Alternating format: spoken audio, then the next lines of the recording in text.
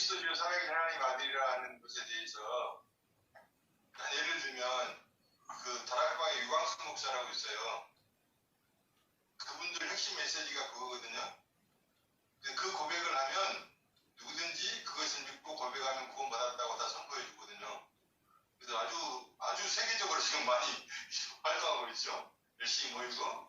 근데 지금 아주 엉뚱한 지금 해석을 했다라는 생각이 들거든요. 근데 이제 조금 제가 의문되는 게 아버지께서 알게 하셨단 말이에요. 예. 이것을 알게 한 이는 네가 알 수 있는 게 아니고 아버지가 알게 한 거야. 예. 근데 사람들은 절대 그게 확신을 갖는 것 같아요. 예. 그래서 예. 그 고백을 할 수 있는 사람은 예. 성령이 역사할 때만 고백할 수 있는 거야 라고 확신하거든요. 예. 그것이 믿어졌냐? 예. 그러면 너 성령이 역사한 거야. 예. 그렇게 나가잖아요. 근데 지금 목사님은 다른 해석이거든요. 예. 내가 듣는 게 제가 맞게 들었나 모르겠어요. 예. 네가 거기 있는 것은 그 고백을 했는데 지금 네 스스로가 십자가를 통해서 그 고백을 해야 맞는데 예. 그 고백을 했어. 예. 근데 아버지가 알게 해주는데 네가 어느 날 그걸 알게 될 거야. 십자가를 통해서 이제 그 사건을 제대로 고백을 하게 될 거야. 예. 그래서 복이 말인 건가? 좀 정확하게 설명을 해줘봅시다. 그 알게 될 거야도 아니고요. 그건 이제 나중에 성령을 받게 되면 자기의 고백이 바요나 시몬의 고백임을 알게 되죠. 그러한 고백한 그 베드로가 주님을 부인했고 주님을 따르면서 자기의 야망을 이루려고 했죠. 그 야망은 다름 아니라 구약 말씀에 근거하여서 마귀가 제공하고자 하는 그 천하 만국의 근세와 영광, 주의 나라에 임할 때 왕의 자리는 자기가 못 올라요. 못 오르지만 적어도 2인자는 될 수 있다는 겁니다. 그러한 마음을 품고 지금 예수님이 말씀하셨잖아요. 너희는 나를 누구라 하느냐. 우리는 예수님을 평가할 입장이 못 돼요. 평가할 입장이 못 되는데 베드로는 지금 자기가 예수님을 따르면서 이 고스란히 자기가 그 고백해야 될 내용을 고백한 거예요. 육적 고백이죠. 그런데 주님은 그 육적 고백 속에 무엇을 집어넣는가 하면 아들의 죽으심을 집어넣어서 칭찬을 해버려요. 그렇게 해도 베드로는 못 알아들어요. 무슨 말인지 지금. 못 알아듣는다고요. 그러면 베드로가 말했을 때 네가 그걸 알게 하는 하나님 아버지다 그러잖아. 아버지께서 알겠다 그러잖아요. 예. 그건 별개의 문제인가요? 어떻게 그걸 이를 거기에 알게 한 일은 아버지라 했을 때는 예수님의 말씀은 이미 자신의 죽으심과 부활 속에서 하시는 말씀이에요. 이런 거죠.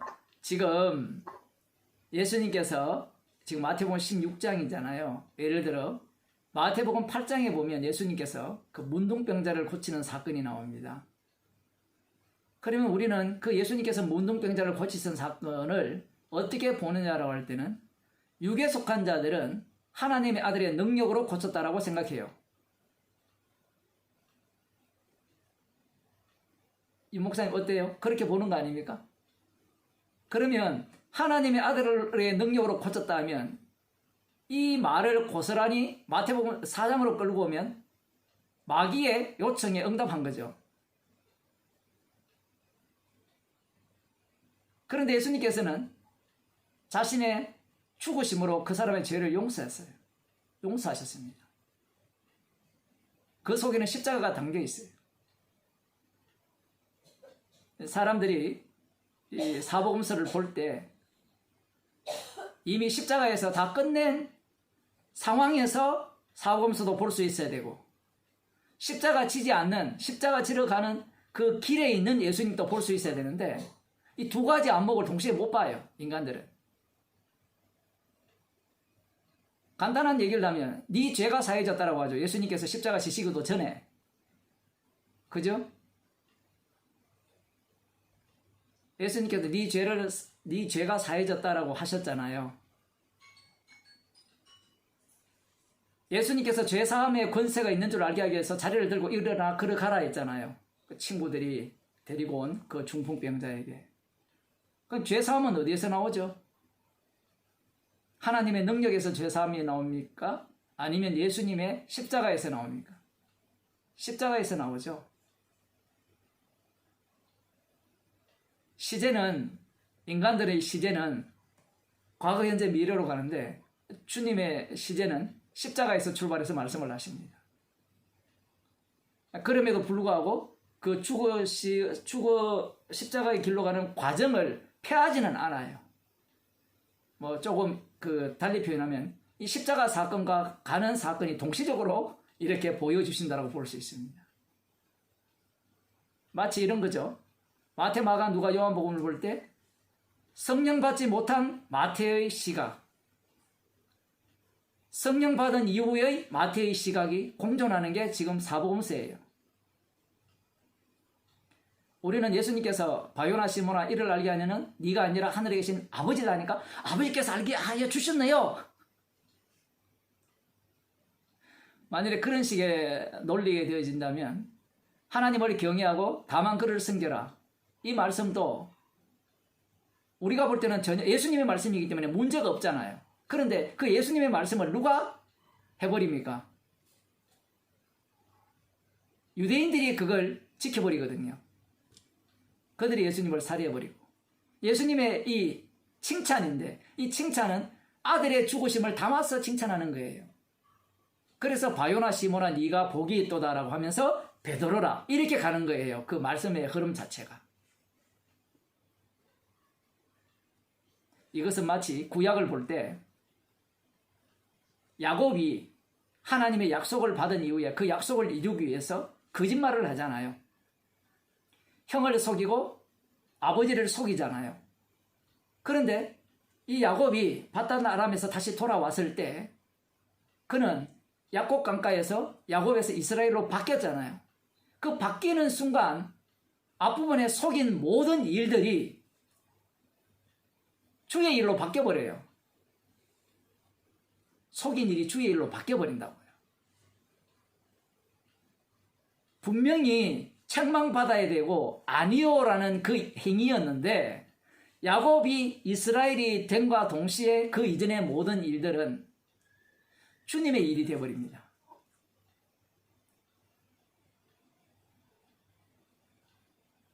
아까 이제 목사님께서 엉뚱한 해석을, 제가 엉뚱한 해석을 했다라는 거죠. 아까 말씀이. 유 목사님. 그러니까 예. 목사님 말을 들으면 예. 지금 사람이 가고 있고 저쪽에서 또 들으면 목사님 멍뚱한 해석을 하고 있어요. 예. 다락방에 유광수가 하는 해석법은 말씀대로 믿자는 거거든요. 그럼 누가 믿어야 되는가? 내가 믿어야 된다는 겁니다. 그런데 성경에서의 믿음은 선물이기 때문에 선물은 반드시 인간을 부인시켜버려요. 인간을 부인하는 능력은 인간에게서 나오지 않아요. 인간에게서 나오지 않기 때문에 나는 부인했기 때문에 주는 그리스도시요 살아계신 하나님의 아들이시다 이 고백 자체를 인정받기를 원치 않아요. 성도는. 그 고백의 능력이 자기한테 있는 게 아니기 때문에. 그런데 네가 고백했으니까 네가 믿었다. 이거 뭐 사람을 끌어모으기 위한 그 구원파가 전면적으로 하는 수법이죠. 박옥수나 이런 쪽에 몇 날 며칠 날 구원 얻었습니까? 그 수법과 똑같은 거거든요. 주는 그리스도에서 살아계신 하나님의 아들이십니다. 이 고백이 이 교회 밖에 있는 사람에게는 되게 어려운데요. 교회에 들어오면요. 간단합니다. 절간에 가서 처음에는 절간에서 하는 법칙을 모르잖아요. 그러면 들어가 보면 108번대를 어떻게 합니까? 하면 복을 준다는 거예요. 그걸 하는 거예요. 그걸 고백하면 주님이 구원 얻었습니다. 그러니까 얻었으니까 나는 천국 백성입니다. 그 다음이 중요하죠. 얻었으니까 뭘 증거해요? 십자가를 증거합니까? 구원을 증거합니까? 다락방은 구원을 증거함과 동시에 구원 이후에 무엇을 얻을 수 있다고 합니까? 오늘 마귀가 이야기하는 세상 권세와 영광을 네가 얻을 수 있다고 가르치죠. 유 목사님 제 말이 맞죠? 세상 권세와 영광, 에덴 동산에서 쫓겨났는데 그 두루도른 화영금을 당신의 믿음으로 열어 채쳤으니까 에덴 동산에서 누렸던 그 축복을 이 땅에서 마음껏 누릴 수 있다라는 얘기입니다. 그러려면 무엇이 필요하죠? 당신의 헌신과 기도와 눈물과 연보 이런 것들이 필요할 거 아니에요. 선교. 수법이 뻔하죠. 결국은 이 마귀가 나한테 절하면 이 천하만국의 건세와 영광을 네게 주겠다는 그 마귀, 그 악마성을 고스란히 드러내는 자들이 그 다락방 집단입니다. 그리고 거기만 그런 게 아니라 유광수 목사가 왜 그렇게 함에도 불구하고 큰 소리 칠 수 있는가 하면 개혁주의 자체가 신앙 고백을 통하여서 이 참된 신앙이냐 아니냐를 분별해내거든요. 개혁주의 자체가. 그리고 이 본문이 뭐 목사님도 아시다시피 엄청나게 중요한 본문이잖아요. 주는 그리스도 살아계신 하나님 아들이시니이다. 이 고백이 없이 어떻게 구원을 얻느냐. 들어보면 다 맞는 말을 하죠. 제가 그 마태복음 4장 할 때도 마귀가 맞는 말을 한다고 했잖아요. 맞는 말. 맞는 말. 그저께 이제 제 아내랑 이게 산보를 하다가 이런 질문을 했어요. 하나님은 외모를 보시지 않고 중심을 보신다라는 말씀이 있잖아요. 자, 여러분, 중심을 보신다 할 때 중심이 어떻게 봐요? 중심. 우리 마음을 보시니까 우리는 외모로 하는 것들에 대해서는 대충 해도 되고 마음을 정성을 다하면 그 중심을 보시니까 받으신다. 이렇게 생각할 가능성이 되게 높거든요. 인간의 중심에는 악마가 자리 잡고 있어요. 인간의 중심에는 악마가 자리 잡고 있어요. 그 중심을 보신다고 했을 때는 아들의 죽으심 속에서 너를 보겠다는 얘기예요. 아들의 희생이 없으면 너는 지옥 가도 마땅하다라는 겁니다.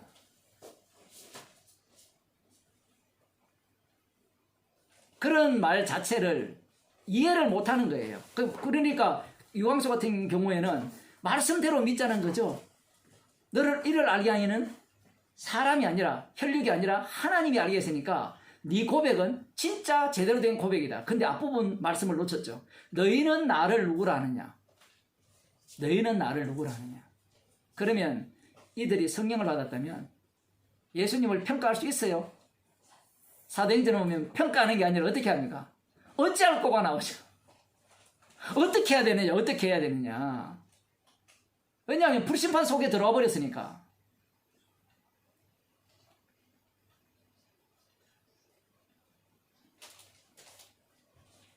불심판 속에 들어와 버렸으면 어찌할 거가 돼야 되는데 예수님이 심판주거든요. 그 유대인들이 사도행전에 보면 설교를 들었을 때 너희가 십자가에 못 박은 예수를 주와 그리스도가 되게 하셨다는 거예요.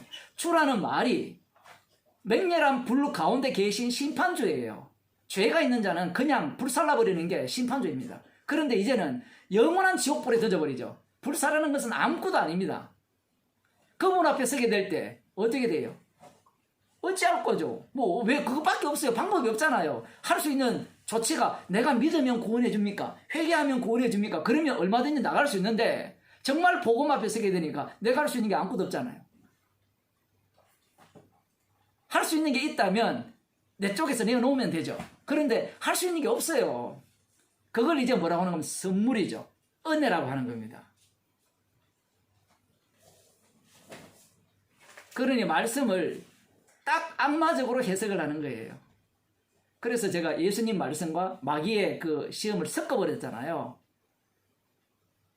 섞어버리니까 완전히 헷갈려버리죠. 나중에 예수님의 말씀이 악마의 말이 돼요. 그 유대인들이 그 말을 그대로 믿고 따르고 있잖아요. 주 너의 하나님만 경배하고 섬기라. 사도 바울이 예수님 만나기 전에 주 하나님만 경배하고 섬겼잖아요. 그 악마성을 그대로 보여주는 겁니다. 왜? 예수님처럼 했잖아요.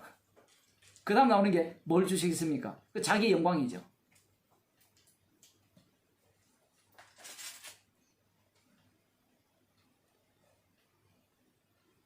마귀를 너무 만만히 보시면 안 되는 거죠. 그리고 아까 마태복음 16장 같은 경우에는 1절에 한 2번 정도 제가 말씀을 했는데 약간 다르게 접근을 했지만 이미 뭐 윤 목사님이나 다른 이 신학을 한 사람들은 모두가 다 이것을 이해를 할 때 이 베드로가 고백한 것을 악마의 고백으로 봐야 되는데 하나님이 알게 하셨으니까 제대로 된 고백으로 들어가요.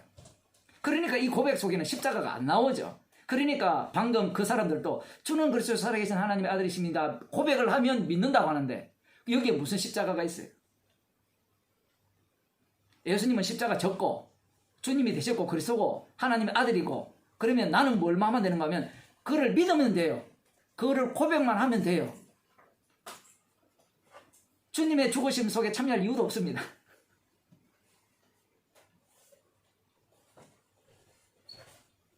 그러니까 그 말이 굉장히 헷갈려요. 예, 헷갈리죠. 예. 예수님이 하신 말씀은 이미 하루가 천년이고 천년이 하루라는 계산 속에서 하는 말씀이잖아요. 그러니까 우리는 그냥 천년은 천년이야. 크로노스는 크로노스인데 그분은 같이 그냥 말씀을 하시는 건데 못 알아듣는 거잖아요. 지금 이 사람은. 계속해서 카이로스죠. 계속해서 카이로스. 십자가 사건 속에서 말씀을 하시죠. 죄 사함을 얻었다는 것도 이미 십자가 사건이 이루어진 것이 아니잖아요. 근데 이미 그분은 십자가 안에 있기 때문에 그렇게 말씀하시는 거잖아요. 그렇죠. 이 사람들이 이제 모르는 거잖아요. 다 알아. 못 알아듣죠. 네. 그건 악마가 심어준 사고방식이죠. 악마는 해와 달을, 잘 보세요. 하나님께서 천지를 만드실 때 해와 달을 만들었잖아요. 그 다음 사시사철을 이렇게 돌아가게 만드셨잖아요. 근데 그것이 죽임당한 어린 양을 위한 창조잖아요. 그런데 인간들은 그 창조 시간 개념을 자기를 위한 시간으로 바꿔치게 해버리죠. 선악과를 먹은 이후에. 그래서 예, 말씀하세요. 신학도 심각한 문제인 것 같아요. 예? 세대 신학이 예, 거의 작나요? 예, 크로노스적으로 발전돼 있지. 예. 카이로스가 천년이 하루가 되는 이 사건이 잘 안 돼 있는 거예요. 너무 인본적으로 이렇게 해석이 돼 있어가지고 예. 그게 마치 정리고 예. 그게 많은 해석처럼 돼가지고 다 그것으로 조성됐어요. 당연하죠. 예, 예, 이제 복음을 사실 쉽지 어려운 게 아니잖아요. 근데 이게 너무 체질화되고 예. 누적돼가지고 이게 안 바꿔지는 것 같아요. 복음, 예, 복음이 어려운 게 아닌데 불가능하죠. 복음은 불가능한 이야기입니다. 어려운 정도가 아니고. 그런데 복음 속으로 들어보면 내가 한 게 아무것도 없고 주님이 다 이루었으니까 이거는 진짜 값없이 준 선물이잖아요. 어려운 게 하나도 없어요. 단지 불가능했을 뿐이고. 선물을 받아버리면 뭐 어떤 수단과 방법을 강구해서 천국에 가고자 하는 그런 것들이 아무 소용이 없잖아요. 우리가 생각해야 되는 게 왜 세대주의라든가 개혁주의 신학이라든가 이 모든 것들의 출발을 사람으로부터 출발하느냐라고 할 때는 모두가 다 마귀 새끼이기 때문에 그래요. 이 마귀적 사고가 이 주님의 사고로 바뀔 수 있느냐라고 할 때는 없어요. 사람의 말로는 안 돼요. 고린도서 1장에 보면 사람의 지혜로 복음을 전하지 않아요. 사람의 지혜라는 것은 논리죠. 신학, 성경에 나오는 신학적인 내용, 성경의 정리, 그런 것들로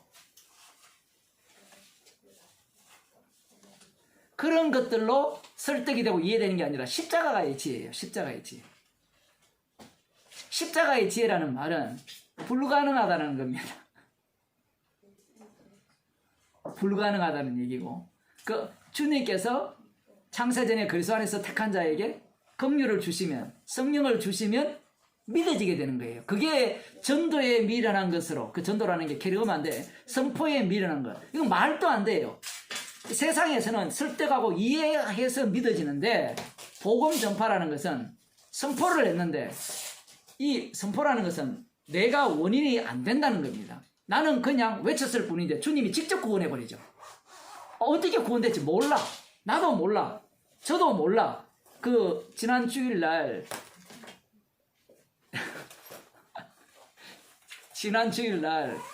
제가 이 고넬료 집안에 베드로가 복음을 전했잖아요. 복음을 전하니까 베드로가 놀라죠. 왜 놀랍니까? 예상을 못했거든요. 이미 베드로는 어떤 걸 예상했는가 하면요. 유대인들은 믿을 것이라는 예상이 있는 거예요. 근데 이방인은 절대로 성령을 받지 못할 것이라고 생각을 한 거예요. 근데 이 원리가 나중에 유대인들에게도 똑같아요. 유대인들에게도 택함을 받은 자에게만 성령이 임하거든요. 근데 인간은 한 번 임하면 임할 것이라고 예상을 하거든요. 그런데 앞으로 진행되는 과정을 보면 그 예상을 다 깨버립니다. 그래서 사도행전을 볼 때 뭔가 일관성이 있는 논리를 찾아내려고 하면 찾을 수가 없어요. 구원 얻는 그 방식을 보면 구원이 된 것 같기도 하고요, 안 된 것 같기도 하고, 성령을 받은 것 같기도 하고 안 받은 것 같기도 하고, 성령을 받았다도 나오고 받았다는 이야기가 없는 내용도 나오고, 그런 것들이 다 뒤죽박죽 섞여 있어요.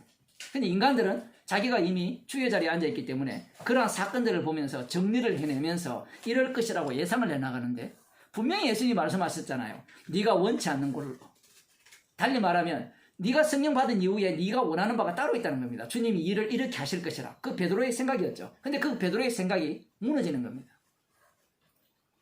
그 무너지는 자리에 베드로가 십자가와 만나게 되고, 베드로만 십자가와 만나는 것이 아니라 고넬료 집안도 십자가와 만나게 되는, 그러한 어떤 십자가로 하나 되는 그 사건 속으로 이제 휘말리게 되는 겁니다. 우리가 이 복음에 대해서, 말씀에 대해서 접근을 할 때 이거는 불가능하다라고 접근을 해야 되는데, 뭐 신학교를 가든 기존 교회를 가든 그것을 이해시키고 납득을 시키거든요. 개혁주의 같은 경우에는 신앙 고백을 제대로 하면 천국 갈 수 있다는 논리를 갖고 있거든요. 그러면 세대주의는 제대로 알고 내가 우상숭배 안 하면, 아까 마귀에게 절을 안 하면 천국 갈 수 있다는 논리예요. 시험을 이겨야 뭐 환란에 안 들어간다. 출발점이 다 땅이에요, 땅. 분명히 혈육이 아니라 했으면 하늘로부터 와야 되잖아요. 하늘로부터 와버리면 이것은 혈육 자체, 땅으로부터 출발하는 것들이 다 날아가야 되는데, 이 베드로의 고백 자체가 벌써 사람들은 혈육적인 고백으로 바꿔치기 해버리죠. 물론 인간들은 이 고백은 내가 한 게 아니라 하나님께서 하게 하셨습니다, 이렇게 우길지 모르지만, 주님이 고백해 하셨다면 악마를 알 수 있겠죠. 악마가 어떤 모습을 갖고 있는가를. 근데 악마를 몰라요, 그렇게 고백하는 자들은. 그렇게 고백한 자들이 오히려 악마가 제공하고자 하는 것들을 추구하죠. 1차 목표가 천국이죠. 영생이죠. 영생은 일단 도달했으니까 그 다음 필요한 게 뭐예요? 이 땅에서의 축복입니다.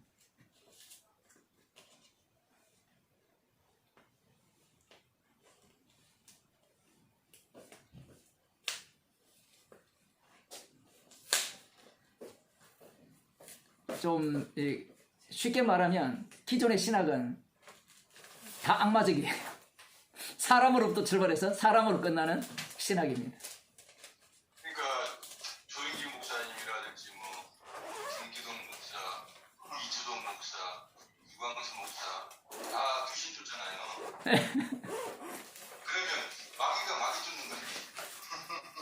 거예요. 그렇죠. 근데 그들이 요한일서 3장을 얘기해가지고 예. 주님 마귀의 일을 멸하기 오셨다고 그러잖아요. 예, 히브리스에 나오죠. 히브리스에 2장에. 마귀를 쫓아야 예. 마귀를 쫓아야 된다고 그러잖아요. 예. 결국 가만히 이제 들어보면 예. 마귀의 일을 멸하는 것이 예. 우리 모두를 다 말하는 것 같아. 그렇죠. 마귀의 일은 간단합니다. 마귀의 일은 십자가를 무용지물로 만드는 거예요. 십자가를. 지금 마귀가 예수님 앞에 왔잖아요. 성령께서 마귀한테 붙였잖아요. 그러니까 마귀가 지금 뭘 못하게 하는가 하면 십자가 지지 말라는 거예요. 지금 베드로가 예수님을 가로막잖아요. 잡혀서 고난받지 말고 십자가에 달려 죽지 말라는 거예요. 부활은 좋긴 좋지만 부활보다 더 좋은 건 안 죽는 거예요. 그게 마귀의 일이에요. 마귀의 일.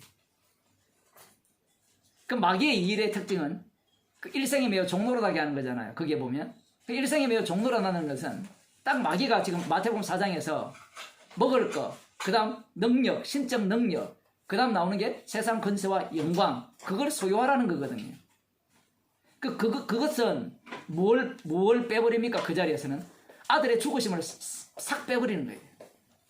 근데 인간들이 생각하는 마귀의 일이 뭔가 하면, 유황소가 말하는 마귀의 일은 이런 겁니다. 유황소가 말하는 마귀의 일은 이 에덴 동산에서 선악과를 먹었으니까 그 이후에 엉겅퀴가 생기고 이마에 땀을 흘려서 인간이 개고생하는데, 이제 마귀를 주님께서 멸하셨으니까 그 개고생하는 시절은 지나간다는 거예요.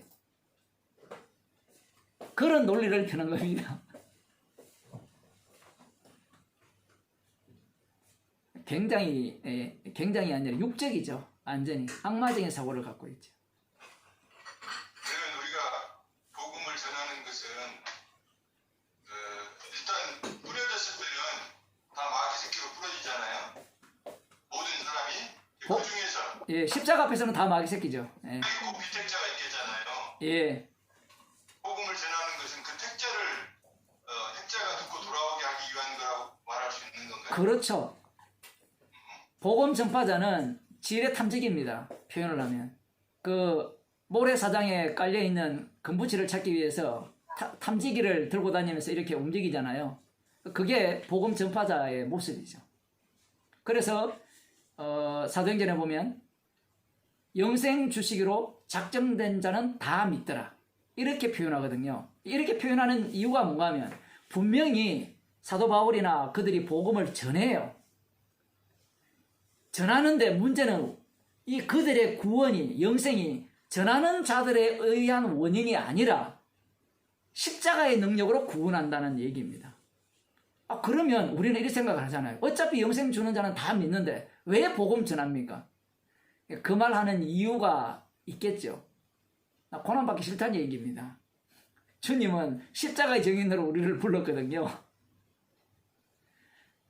십자가의 증인으로 불렀는데 자기가 믿어버리죠. 이 말씀운동 같은 경우에는 예정론을 확실하게 믿어요. 맞죠? 장로님 맞죠? 예정론을 믿죠. 선택론을 믿고 확실하게 믿으니까 전도 안 합니다. 구원할 자 다 구원하는 거예요. 표현을 하면. 자기가 하나님의 자리에 가 있는 거예요. 하나님이 택한 자는 다 구원한다는 거예요. 그런 사람들은 성령의 인도하심이 없죠. 성령의 인도하심을 따라서 살게 되면 내가 원치 않는 곳으로 인도함을 받고 자기를 부인하는 가운데 십자가를 전가하는 증인으로 살려지게 되는 거죠.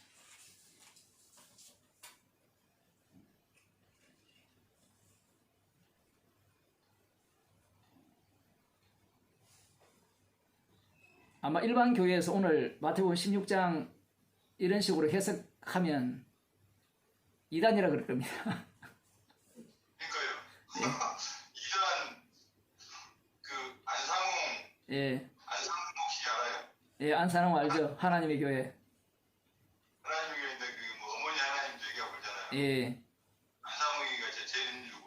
예. 나 그걸 들으면서 예. 아주 흡사하게 기독교를 말을 하고 또 이제 복음주의를 잘하는 사람들하고 다 접근돼 있어요. 조금 끝에 잘못 나갔지. 예.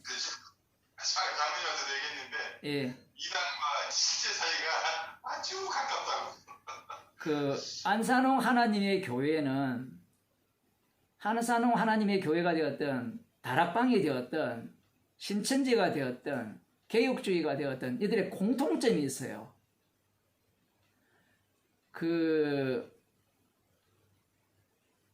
마귀가요, 지금 성경 말씀 갖고 얘기하잖아요.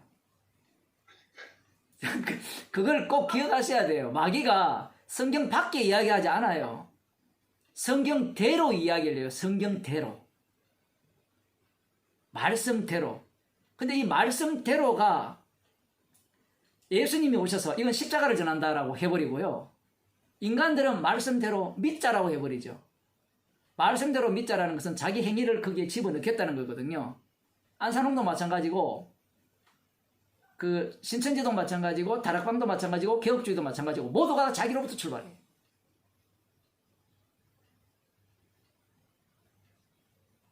뭐 안산홍이가 하나님이니까 믿자. 그건 별거 아닙니다. 그건 진짜 이단이네. 진짜 이단이 자기를 숭배하는 거예요. 지금 베드로가 제대로 된 고백을 했는데 누구를 숭배하고 있죠? 주는 그리스도시요 살아계신 하나님의 아들이시니다라고 고백하는 자신을 지금 숭배하고 있어요. 이 말씀 이해되시죠? 자기를 지금 숭배하고 있다니까요. 자기가 우상이라니까요. 우상. 우리는 안산홍 그쪽이 진짜 이단 같지만 진짜 이단은 그쪽에 있는 게 아니라 여기 앉아 있잖아요.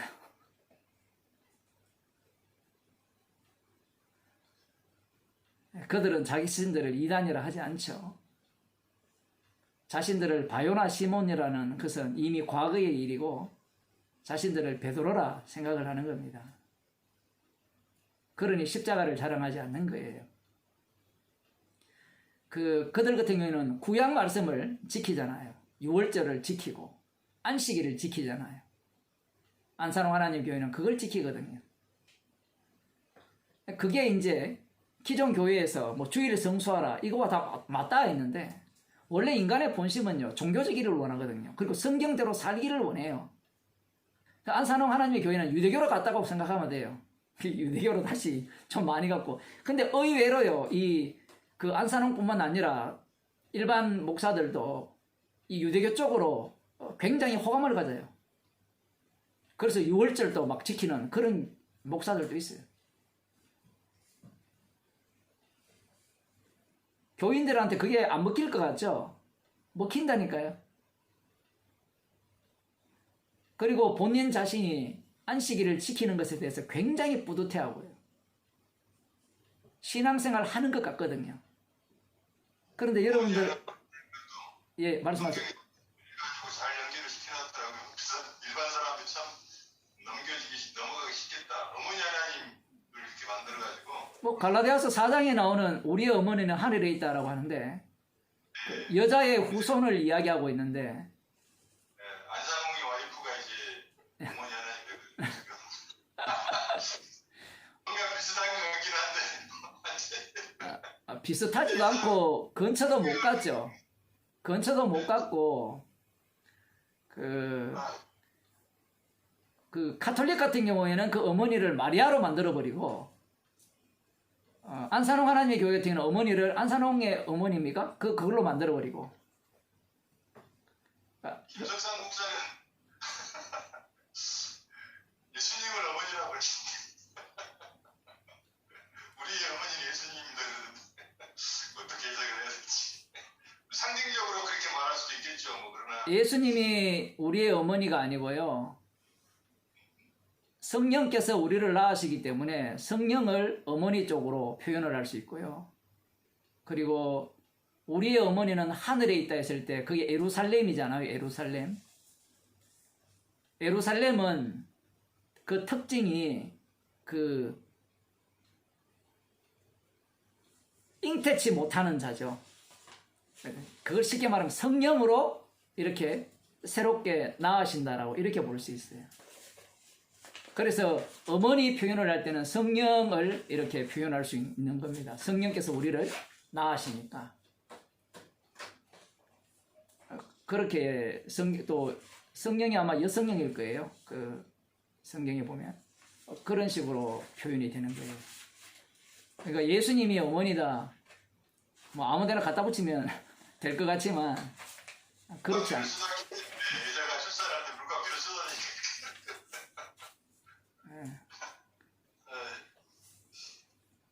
그런 소리가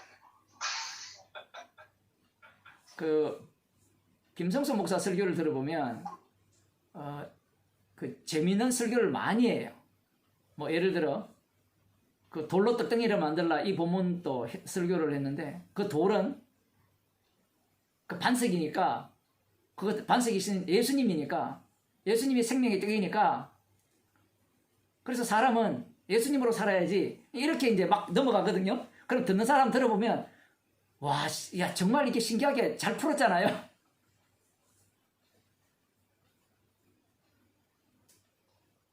뭐 그러한 것들은 너무 가버렸죠. 너무 표현을 하면. 거기에서는 그 분명한 도를 언급하는 거고 하나님의 능력을 언급하는 거고요. 물론 그 생명의 떡이라는 것은 얼마든지 그렇게 표현할 수 있는데 그 도를 그렇게 마구잡이로 그렇게 설명을 한다는 것은 좀 무리가 많죠. 아무래도. 근데 사람들은 그런 설교를 들으면 재밌고요. 신기하고 이야 저렇게도 보네. 호기심을 막 이렇게 자극시켜주는 그러한 어떤 해석법을 하는 겁니다. 나중에 이제 복음을 알게 되면 아무거나 다 끼워 맞춰도 다 되거든요. 왜냐하면 자기 쪽에서는 다 이해가 되니까. 근데 말씀이라는 것이 가야 할 때 가야 되고요. 멈춰야 될 때 멈춰야 돼요.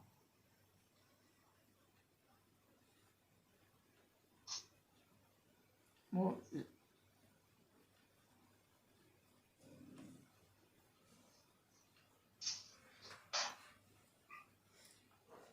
목사님 아직 시간 많이 안 지났는데 질문 하나 더 하시죠. 길다고 하셨으니까. 예. 저거는 어디로 가버렸네.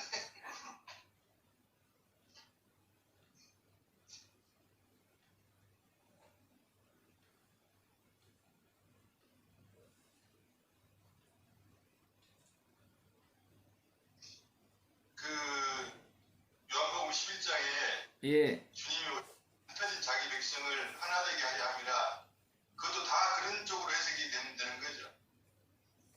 보통 이제 그 말씀은 일반적으로 해석은 이방에 가 있는 유대인들 또 유대인들만을 그 회집해서 이방에 있는 유대인들 들어오게 해서 하나 되게 한다 그런 식으로 해석들을 많이 하는데 예. 이것도 흩어져 있는 택자들을 모으게 한다는 그걸로 봐야 되는 거죠. 그 세대주의를 진짜 많이 들으신 것 같네요. 우리 신학이 다 그런 식이에요. 아, 그쪽 신학교는 그렇게 가르치는, 전체에다가 기독교가 세대주의 영향을 거의 받았다고 봐야 될 거예요. 제가 다닌 쪽은 그런 쪽은 아니거든요. 예, 물론 뭐 약간 배우긴 배우는데, 지난 주일날 혹시 설교를 들으셨는지 모르겠지만, 오후 강의, 제가 올렸죠? 오후에 강의 올렸는데, 말씀 자체가 1차적으로는 이스라엘의 잃어버린 자예요. 거기서 말씀의 성취인데 그 이스라엘의 잃어버린 자가 누구냐라고 할 때는 예수님이 찾아버리면 다 이스라엘이 잃어버린 자가 돼요. 뛰어넘어 버리죠. 원래는 혈육적으로 이스라엘 백성 가운데 잃어버린 자인데 이방 길로도 가지 말라 했는데 나중에 그 말씀은 어떻게 표현하는가 하면 예수님이 찾으시는 자는 모두가 다 이스라엘이 잃어버린 자가 돼요. 그 로마서 11장, 아까 요한복음 11장이 아니라 로마서 11장을 말씀하시는 것 같은데 그 온 이스라엘이 구원을 받을 거라는 그 표현은 이제 이미 요한복음 11장에 예. 예수님을 유대인들이 죽이려고 하잖아요. 아, 예. 그 말씀 나오거든요. 예. 백성은 하나 되게 하려 함이라 그랬나? 요한복음 11장 그게 몇 절이에요? 11장 51절인가? 아, 51절 이 말은 스스로함이 아니라 그 민족만 위할 뿐 아니라 흩어진 하나님의 자녀를 모아 하나가 되게 하려 함이라 할 때 이 흩어진 자녀가 이스라엘의 디아스포라냐 아니냐 라고 이렇게 표현을 할 수 있는데 이 민족과 흩어진 라고 할 때는 1차적으로는 문자적으로는 이스라엘과 이스라엘 백성들의 디아스포라지만 이제 그 속에 하나가 더 깔려 있죠. 그래서 주님이 긍휼의 그릇으로 이렇게 택한 자들을 위함이라 이렇게 해석이 되는 거예요. 근데 이것을 만일에 문자적으로 버리면 1차적으로 이스라엘 민족, 이 두 번째는 디아스포라, 마지막에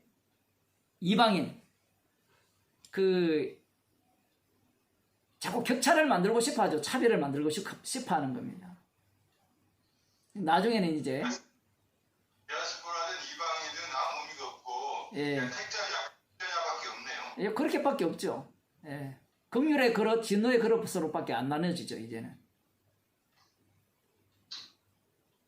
그리고 역사적으로 이미 이스라엘은 거의 끝났다고 봐야 되죠. 그 AD 70년에 그 로마 제국에서 멸망당할 때 완전히 사라져버리고 2000년 후에 뭐 1945년입니까? 그때 이스라엘을 국가를 다시 세웠는데 그거는 별 의미가 없습니다.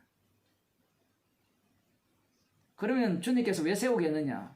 지옥 갈 자를 지옥 보내기 위해서 세웠다고 봐야 되죠. 그걸 보고 마치 성경을 해석해가지고 다시 이 시온산에 다시 감람산에 주께서 오실 거라 그런 희망을 품고 있잖아요.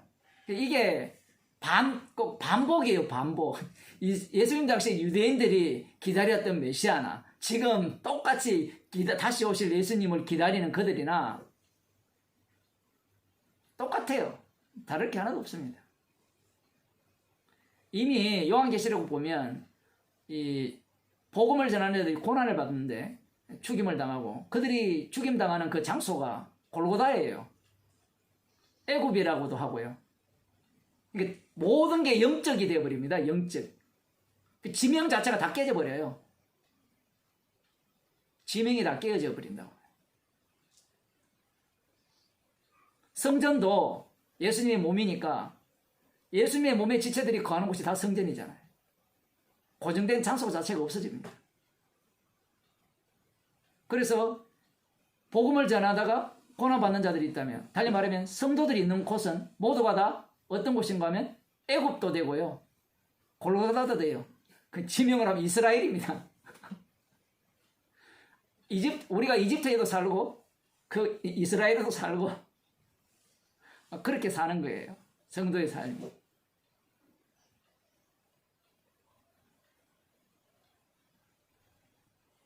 네, 오늘 여기까지 하고요. 마치도록 기도하고 마치겠습니다. 하나님 아버지, 주께서 저희들을 긍휼히 여기시사 주님의 죽으심에 참여하는 자가 되게 도와주시고, 나를 위한 복음이 아니라 주님의 죽으심을 전가하는 복음으로 받게 하여 주시고, 그 복음의 증인으로 저희들을 살게 하여 주옵소서. 예수님 이름으로 기도드리옵나이다. 아멘.